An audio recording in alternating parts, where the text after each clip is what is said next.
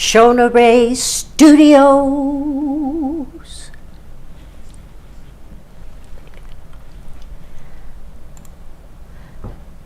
Hello, here we are, March 22nd, episode 9, Converse Subversives.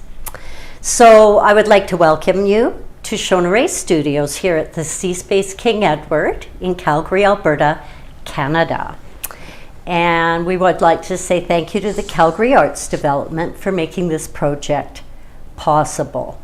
And we would also like to, in the spirit of reconciliation, acknowledge that we live, work, and play on the traditional territories of the Blackfoot Confederacy, Siksika, Kainai, Piikani, the Tsuut'ina, the Stoney Nakoda Nations, the Métis Nation, Region 3, and all the people, Indigenous and non, who make their homes in the Treaty 7 region of southern Alberta. Land back. Thanks. Still brings tears to my eyes. So, yes, episode 9. We're very excited. We're doing bi-weekly for a little while until we decide not to. That's what we're going to do. We're filming every week, and I had to buy a new computer to handle the editing, so it's another learning curve. I thought I jumped off the cliff and I got a little bruised, and then I started climbing the bean pole with the magician, and I thought everything was working, and then I jumped off another cliff. But that's okay. I'm feeling a little bit like I may have made it to the Empress, and I'm talking the higher arcana of the tarot. I see it as a journey. And so the Empress takes care of us, and she's very nurturing, loving.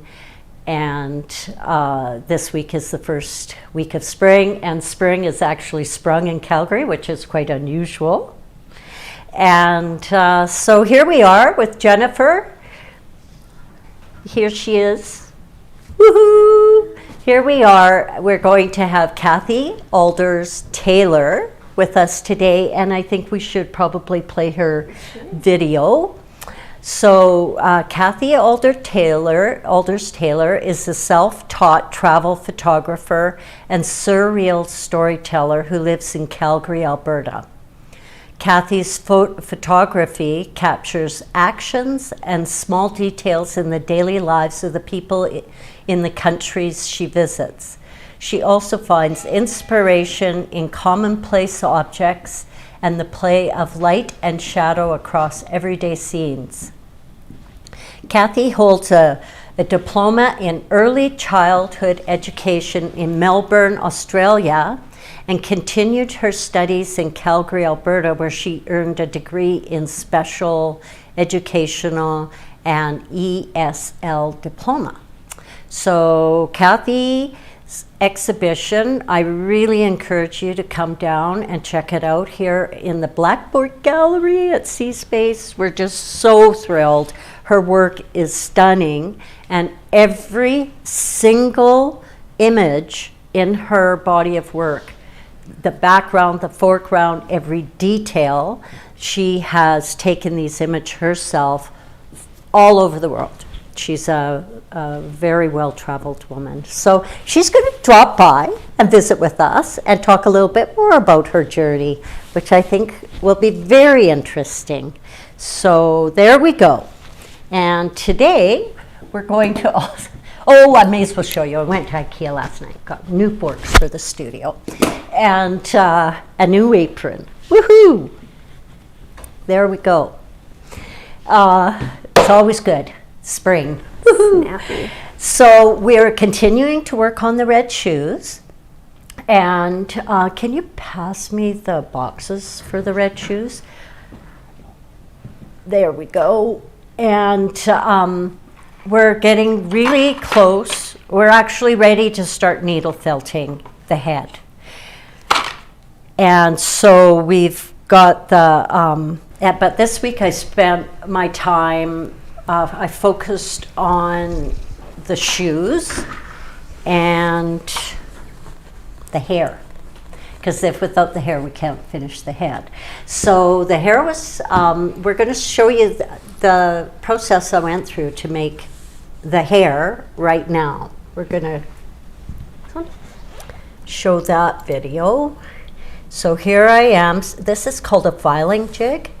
And when I was in art school in 1998, we called it the $200 tool. And now it's Swedish steel, this particular one, and it's probably a $400 tool now. But anyways, it makes filing great. You cannot use emery on it, only files. And it's just fantastic the way you can file. And I'm only showing a little bit of my filing, but see here, you just flip it and do the other side. So I get this nice 45-degree angle at the end of all my wires. And I think we ended up with over 40 wires. So there you go. Nice. And so then I tried sawing it, and it was okay. But it was, you know, sometimes you start and you try out different ways to do things, and then you find out the easiest way is the easiest way. So the easiest way is just take a pair of wire snips and snip it, and then you end up with this little ridge that then makes it easier to split the rivet. So because you start with this small, because it leaves this wedge that you start small and work big. So that's what we did, and we're sawing through the center of the bottom of each hair about 3 to 4 millimeters. And then when that's done, I tried different ways of splitting it, but what I found was I just took my little riveting jig, a line maker for my chasing tools, pop it open, and then I actually took a pair of pliers that were very thin at the end, that I altered to make them very thin at the end, and twisted it. Just turned those, so now I've got a split rivet, and it's basically the same thing as a key tab in the old, you know, duotangs. That's what we used when we were kids. So anyways, that's how the hair, I showed you before how it's going to come up through the pre-felt, and then I felt it down onto the head. So the tabs are just holding it in place till the felt can go around it, and it'll help keep the hair in as well, kind of like a nail head. So that's great. We're almost finished making all those little hairs. We have over 80 of them to split, and thank you, Brianne Avender, for doing that for me. And so the next thing the next thing I worked on this week was getting the heels finished and the shoes ready to assemble. So we can go to the next, and it's lots of carving and shaping. And I tried to I'll be honest, it probably took me about 2.5 hours to do this, but I think I got it down to 2.5 minutes. So 1 minute per hour is basically what we're getting our most of our videos, especially the carving videos. So just shaping. Before I shape too deeply, I have to drill, and there's an absolute technique to drilling. When you're going so long, you see I have these lines drawn. I have them drawn on both sides so I can see how my drill, if it's going in the right direction, if it's going straight. And then also, as I go into it, I have to pull the drill bit out a little to get that length in there without going too thick. So I used a 1.5. I don't want to go thicker than 1.5.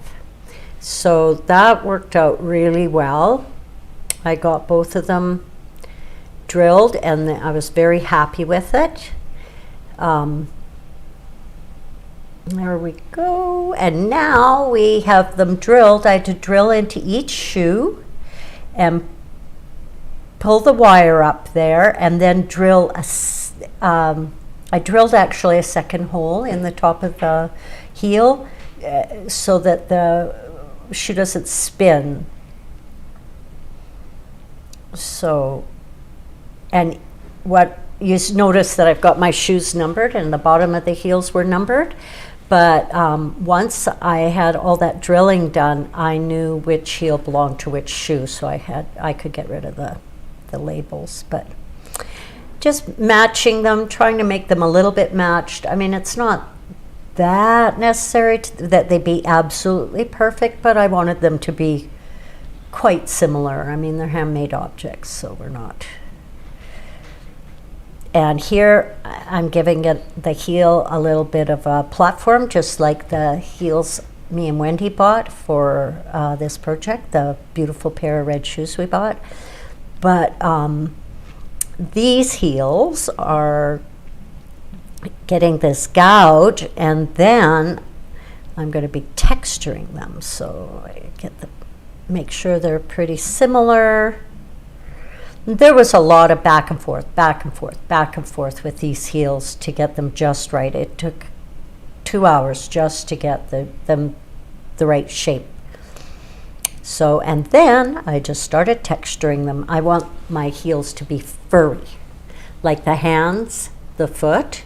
The shoes are going to be furry as well. And also, when I go to put the red paint on it, it'll go into those that texture that I created.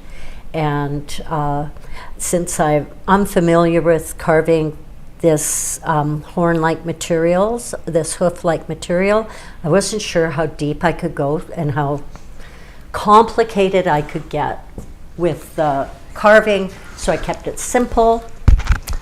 They're going to be furry little red shoes with furry little heels. And here they are. I've got them here. Do we have the camera 2 working? Yep. And here they are. And this is going to be bald. And it goes up into here. And then I'll soften this metal. It's very stiff because it fits really well. And I'll push it back down into the shoe, and then I'll needle felt all around it, and that will hold and stop it from spinning. So that's going to work out really well. I think we're going to really have fun with the little shoes. They're so cute, cute, cute, as my daughter would say to her bird, and her bird would say, cute, cute, cute. Back, because that's the kind of bird it is. Oh God. Anyways, it works. There you go. Little feet, little shoes, cute little shoes, and hands and feet all textured and ready to go for paint. And I'll paint this week, and then next week that'll be done, and they will be ready. So that's the red shoes for this week. We have other things going on, but that's what I wanted to show you. Every week we do something, we get a little further ahead. And so that's the way it goes. When you're working with hundreds of components, you have to be patient and work one component or 80 at a time. So there we go. That's the red shoes. And now we're going to invite Cathie to come visit us, and she is going to chat about her work, and then we're going to talk a little bit about Baba Yaga. I didn't get, all we got is a little bit more carving done on Baba Yaga, but we have some exciting developments on Baba Yaga. So thank you for coming, everyone, and thank you for watching us. We're just so happy to have you here. And I also want you to know that the young artist who drew this drawing is here with us today on spring break. And I'm just going to bring this up and show it a little closer. and she's going to talk to us after Cathie. So you're just going to say hi. It's my granddaughter. She's shy. It's okay. I was like 9 when I drank. I know. That's okay. We'll say that. Come on in, Cathie. Just getting her microphone, all our fancy mics. So here you go. Hi. Cathie Alders Taylor. Hi. Hi. So I was telling, we showed everyone your work, some of it, Yeah. and we told them that you're a world traveler. So is there some place or something you'd especially like to talk about? Well, I think I've been to lots of places, and I think probably the place I like the most is Bolivia, believe it or not. Oh, really? Yeah, it's I spend a lot of time there, so I got to know the people really well, and I learned how to speak Spanish. So I was doing a project there. Well, tell us about your project. Well, I was there to teach tour guides. I started teaching tour guides English for their job. Right. And then I started teaching the teachers how to teach English, because teaching tour guides wasn't sustainable enough. Right. And I thought if the teachers could learn how to teach English, learn English and teach English, it would be a bit more sustainable. So I did that for quite a few years. Oh, yeah. wow. So Yeah. when were you there? Well, I started in Bolivia around 2010, and I finished in Bolivia in 2018. But it was usually about 3 months a year. Okay. But in the meantime, I did go and do the project also in Peru and Colombia as well. And the same. The same thing, except in Colombia, I was also teaching tour guides. They were birding tour guides, so I taught them. I set up a program for them too. So that was a lot of work. Yeah. Oh, yeah, see? Yeah. That's very exciting. Yeah, And while you were doing all this, you were taking pictures, pictures. Yeah, and when I take pictures, I'm always looking at it as an artist in a way. It's not for just to take a photo. I was quite often thinking, oh, well, how can I make that really interesting as a piece of art? And so it was really handy, because now I'm using it all the time.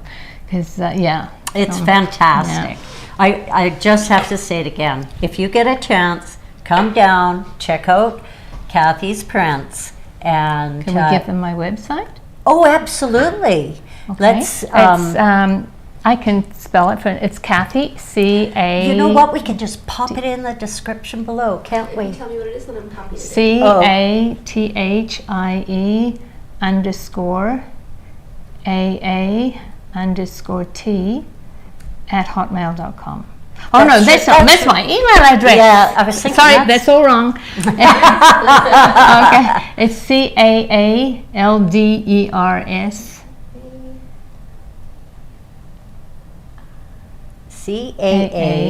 CAALDERS Taylor, TAYLOR.com. Yeah. I'm pulling that up.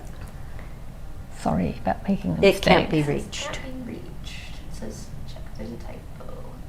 It's 1A or 2A? Just put in the name Cathie, CATHIE, and start with AA, my last name, and it'll show up.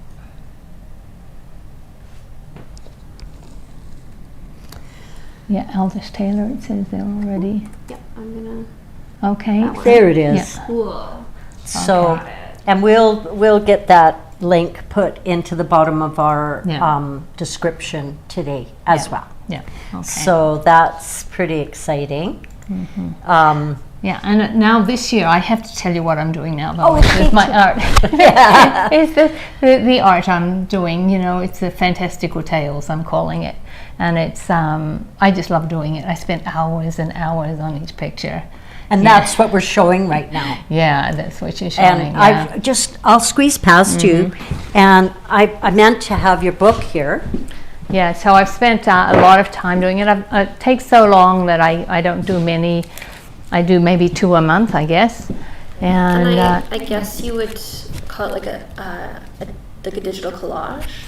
Or how would you yeah, describe it could it? be. Yeah, I'm not sure what it's really called, but it's really a composite picture. It's or surreal. It's a surreal image, most of them, and it's Yeah. they're really amazing. Yeah. Like everybody comes in and goes, wow. It's so fantastic. Yeah. And that, I think the first words I said when I saw Yeah, it was, wow. wow, you Yeah. should have an exhibition here, you know? So each of the images has a story to tell, and that's what. So it's sort of it's on art, but it's also for children. So it's both, and Yeah, it's and under this both is- categories, and that's This is her granddaughter, the star of the Yeah. the star. I'm so dyslexic. I can't figure this mirror thing out. How do I get Yeah. my makeup on? I don't know. Not a great job, eh? Anyways, Okay, that's- anything else? Yeah. I think that's Yeah. good. I was interested. I think people are interested to hear about Yeah. your teaching down in the Yeah. South, and I think you've also taken pictures in other Other areas countries of the world. too. Yeah, I went to India, China, Mongolia. Oh, Mongolia was amazing. And yes, and I was going to go to Morocco, but COVID came. So Right. so Well, that's you not- can. yes, that'll come back later. So, Yeah. Well, thank you very Thank much you. for Thank coming, you for having Cathie. me. Yeah, And okay. the exhibition is until the end of April, and then we're going to have an exhibition by an artist that was supposed to be here, our next exhibition for COVID. So we'll talk more about that in the future. And actually, we have exhibitions now lined up until next May. So it doesn't take long for that wall to fill up. People love, it's just nice to be able to hang your art and get feedback from the public and from your friends. Your friends and family can come and see your art on the wall. That's always great too, right? We want to share. We're creative people and we like to share. So I am so grateful to Kada for letting me share my studio practice here. So the next thing we're going to talk about today is we're going to talk about Baba Yaga, but first we need to get Hart in here, so we need the microphone. Sorry. Come on, Hart, say hello. So I did show you that. I've showed you this drawing before, and of course I have many drawings at home. We have drawings and paintings in our home that Hart has been such a creative child, as many children are, as you know, but I mean, this is a pretty sophisticated group of artists to get on with here. And this is my granddaughter, Hart. Say hello. She wanted to be very clear. She drew that when she was 9 years old, so she doesn't want you to think that's what she's doing now. Because of course you're doing something else now, Although we aren't will you? say Yeah. that for 9 years old, that's really good. Well, like maybe like 10. 10 or something, but not now. It was before COVID, that's for sure. Take Yeah. a look at some of the work that artists do when they were younger. Like, I still have some drawings from when I was really young. They're not good. But if you look at the stuff that I can do now, much better. So Yeah. Yeah. What you do when you're a kid, it shows potential, but doesn't show how you change every single year. So That's be true. proud of the work that you're doing. Yeah. So is there anything in particular you like doing now? Like any process? I know you work with a lot of mediums. Yeah, I've been into like clay and stuff lately. Oh, wow. That's Yeah. awesome. I used to be a clay artist. When I met your mom, that's what I did full time. Oh, cool. Yeah. I bet you didn't know that, eh? No. Oh. Well, we'll have to show you some of my old work. So What kind of clay are you working with? Just like, I don't know, what you buy from the store and stuff. And we do some at like school too. That's way nicer. Hart goes to Waldorf, so really nice creative program. You've done a lot of ceramics as well, haven't you? Yeah, I Jen? started doing ceramics when I was in high school. We had a pottery class in W.P. Wagner in Edmonton. That's where I went. And so I did pottery in grade 10, 11, and 12, and then I went to ACAD and did some ceramics there. And not so much functional anymore, but now I do sculpture. Yeah. When I lived in Nelson, I was part of the craft connection there, and I was the dysfunctional potter. because I did figurative work, right? It wasn't functional pottery, but because I worked with clay, people called me a potter, right? So anyways, well, thanks for coming and saying hello to our YouTube audience today, Hart. And for getting Shona all focused in on TikTok lately. Oh yeah, we're on TikTok. So if you're on TikTok, if you could follow me, I'm gonna. As soon as I get 1,000 followers, and I'm really loving the TikTok, I'm going to do live like all the time from the studio. So, but I need 1,000 followers. So, and subscribe to my YouTube as well. Press like. Thank you. I'm not used to that kind of thing. But Hart's mom and stepfather got me really loving the TikTok, and I'm having a lot of fun with it. So Shona Ray 57, that's my handle. Pretty simple. I always just use my real name because my real name is my brand. So that's what I do. And if you want to find me, it's really easy. I put my number or my email out there everywhere because I want people to find me. I'm not afraid. I've had too good a life. If anything happens, I'm good to go. So, thank you so much for coming. Yeah. Oh, and Hart's been staying with us this week in Calgary, so thanks, Hart. And now we're just going to do a quick thing on Baba Yaga, and then that's it for today. We do want to let you know that our next broadcast is April 5th. And we will, Brian Bunny Batista is coming on back. And what did he tell me? What is he up to? Brian Bunny Batista is returning to chat it up with us. He's working on a new series of tarot paintings. And also, his figure drawing and life drawing classes are opening up now as well again. And he also does these weekly life drawing sessions. A lot of people I know go to them. I think they're Wednesday night, but they're either Tuesday or Wednesday night. Could be both. Just look up Brian on the internet. You'll find him. He's easy to find too. He's like me. We're all about people finding us, and we want to share with them, right? So we will probably put his website for his classes and everything in the description afterwards too. Those are things we're learning to do, right? That's what it's about. So I also learned how to use a new computer this week, Windows 11, a little bit of a challenge, but we seem to be able to get it going on. So now what we're going to do is just quickly review what's going on with Baba Yaga. Do not look in the mirror because it's backwards. Do you want to pass me the Baba Yaga stuff? And and the branches, for sure, the branches. Jennifer, very generously, we were talking about how we're going to use teeth in Baba Yaga for this. Oh my God, what a mop. Anyways. So I brought my jar of teeth. Yes, she brought me a jar of, isn't that cool? She's got a jar of teeth. And the human ones on the bottom, I'm not allowed to pick. But I can have my choice of these teeth. So we're going to go through them. And we've got all kinds of great claws. And we've got, because Baba Yaga is also often described with branch hands or arms, I thought I would use these branches for her arms. I wonder if this would be better under the second. Try that. 1 second, I was trying to find your TikTok. Oh. It started playing stuff. Okay. There.